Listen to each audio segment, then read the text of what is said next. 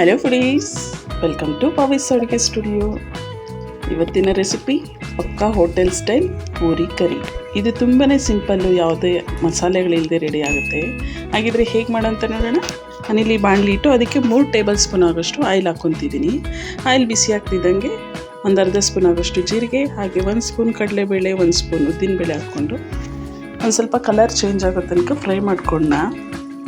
ಇದು ನೋಡಿ ಫ್ರೈ ಆಗ್ತಿದ್ದಂಗೆ ಇದಕ್ಕೆ ಫ್ಲೇವರ್ಗೆ ಒಣಮೆಣಸಿನ್ಕಾಯಿ ಹಾಕ್ಕೊಳ್ಳೇಬೇಕು. ಇದು ಒಂದು ಸ್ವಲ್ಪ ಫ್ರೈ ಆಗಲಿ. ಆ ಒಣಮೆಣಸಿನ್ಕಾಯಿ ಘಮ ಬರ್ತಾ ಇರುತ್ತೆ. ಆ ಟೈಮಲ್ಲಿ ಕರಿಬೇವಿನ ಎಲೆ ಹಾಗೆ ರುಚಿಗೆ ತಕ್ಕಷ್ಟು ಹಸಿರು ಮೆಣಸಿನ್ಕಾಯಿ ಹಾಕ್ಕೊಂಡು ಫ್ರೈ ಮಾಡ್ಕೊಳ್ಳಿ. ನೋಡಿ, ನಾನಿಲ್ಲಿ 200 ಗ್ರಾಮ್ ಆಗೋಷ್ಟು ಈರುಳ್ಳಿ ತೊಗೊಂಡಿದ್ದೀನಿ. ಅದನ್ನು ದೊಡ್ಡ ಕಟ್ ಮಾಡ್ಕೊಬೇಕು. ತುಂಬ ತೆಳು ಕಟ್ ಮಾಡೋದಕ್ಕೆ ಹೋಗ್ಬೇಡಿ. ಆ ಪೂರಿ ಕರಿಗೆ ಅಷ್ಟು ಟೇಸ್ಟ್ ಕೊಡೋದಿಲ್ಲ. ಒಂದು 200 ಗ್ರಾಮ್ ಆಗೋಷ್ಟು ಈರುಳ್ಳಿ ಹಾಕ್ಕೊಂಡು ಅದಕ್ಕೆ ಉಪ್ಪು, 1 ಸ್ಪೂನ್ ಉಪ್ಪು, ಹಾಗೆ ಒಂದು ಅರ್ಧ ಸ್ಪೂನ್ ಆಗೋಷ್ಟು ಅರಿಶಿನ ಹಾಕ್ಕೊಂಡು ಆ ಕಲರ್ ಚೆನ್ನಾಗಿ ಮಿಕ್ಸ್ ಆಗಬೇಕು. ಅಲ್ಲಿ ತನಕ ಈ ಥರ ನೀಟಾಗಿ ಫ್ರೈ ಮಾಡ್ಕೊಳ್ಳಿ. ಈರುಳ್ಳಿ ತುಂಬ ಫ್ರೈ ಮಾಡೋದೇನು ಬೇಕಾಗಲ್ಲ.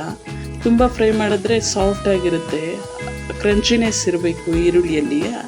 ಆ ಥರ ಫ್ರೈ ಮಾಡಿಕೊಂಡು ಈಗ ಇದಕ್ಕೆ 1 ಟೊಮೆಟೊ ಹಾಕ್ಕೊತಿದ್ದೀನಿ. ಇದು ಜಾಮ್ ಟೊಮೆಟೊ. 1 ಜಾಮ್ ಟೊಮೆಟೊ ಹಾಕ್ಕೊಂಡು ಫ್ರೈ ಮಾಡಿ ಮುಚ್ಚಳ ಮುಚ್ಚಿ ಒಂದು 2ರಿಂದ 3 ನಿಮಿಷ ಬೇಯಿಸಬೇಕಾಗುತ್ತೆ. ಟೊಮೆಟೊ ಫುಲ್ ಸಾಫ್ಟ್ ಆಗಬೇಕು, ಅಲ್ಲಿ ತನಕ ಬೇಯಿಸ್ಕೊಬೇಕಾಗತ್ತೆ.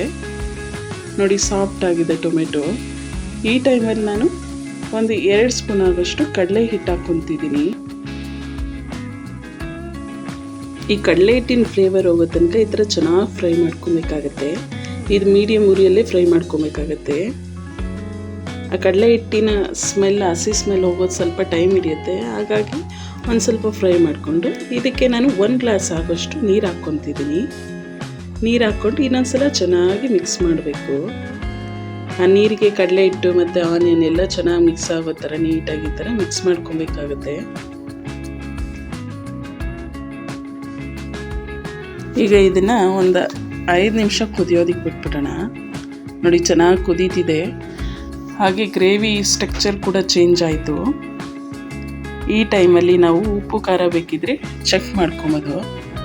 ಈ ಟೈಮಲ್ಲಿ ಉಪ್ಪು ಬೇಕಿದ್ದರೂ ಹಾಕ್ಕೊಬೋದು. ನೋಡಿ, ಚೆಂದ ರೆಡಿ ಆಯಿತು ಈ ಒಂದು ಪೂರಿ ಕರಿ. ಇದಕ್ಕೆ ಲಾಸ್ಟಿಗೆ ಕೊತ್ತಂಬರಿ ಸೊಪ್ಪು ಹಾಕ್ಕೊಂಡು ಸರ್ವ್ ಮಾಡ್ಕೊಂಡ್ರಂತೂ ಸಖತ್ತಾಗಿರುತ್ತೆ. ಇದು ಬಿಸಿ ಇರುವಾಗಲೇ ಈ ಕನ್ಸಿಸ್ಟೆನ್ಸಿ ಇರುತ್ತೆ. ತಣ್ಣಗಾದ್ಮೇಲೆ ಇನ್ನೊಂದು ಸ್ವಲ್ಪ ದಪ್ಪ ಆಗುತ್ತೆ ಗ್ರೇವಿ. ಹಾಗಾಗಿ ಕನ್ಸಿಸ್ಟೆನ್ಸಿ ನೋಡಿಕೊಂಡು ಸ್ಟವ್ ಆಫ್ ಮಾಡ್ಕೊಳ್ಳಿ. ಪಕ್ಕಾ ಹೋಟೆಲ್ ಸ್ಟೈಲಲ್ಲೇ ಸಖತ್ತಾಗಿ ರೆಡಿ ಆಗುತ್ತೆ ಈ ಒಂದು ಗ್ರೇವಿ. ಹಾಗಿದ್ರೆ ನಿಮಗೆ ಒಂದು ವಿಡಿಯೋ ಇಷ್ಟ ಆಯಿತಾ? ಇಷ್ಟ ಆದರೆ ಒಂದು ಲೈಕ್ ಕೊಟ್ಟು ನಿಮ್ಮ ಫ್ಯಾಮಿಲಿ ಫ್ರೆಂಡ್ಸ್ಗೆ ಶೇರ್ ಮಾಡಿ. ಇದೇ ಥರನೇ ನೀವು ನಿಮ್ಮನೇಲಿ ಟ್ರೈ ಮಾಡಿ ಹೇಗೆ ಬಂತಂತ ಕಮೆಂಟ್ ಮಾಡಿ. ಹಾಗೆ ನನ್ನ ಚಾನಲ್ನ ಸಬ್ಸ್ಕ್ರೈಬ್ ಮಾಡ್ಕೊಳೋದು ಮಾತ್ರ ಮರಿಬೇಡಿ. ಹಾಗೆ ನನ್ನ ಇನ್ಸ್ಟಾಗ್ರಾಮ್ ಪೇಜ್ನೂ ಫಾಲೋ ಮಾಡಿ. ಇನ್ನಷ್ಟು ಹೊಸ ವೀಡಿಯೋಗಳು ನಾನು ನಿಮಗೋಸ್ಕರ ಅಪ್ಲೋಡ್ ಮಾಡ್ತಾ ಇರ್ತೀನಿ. Thank you.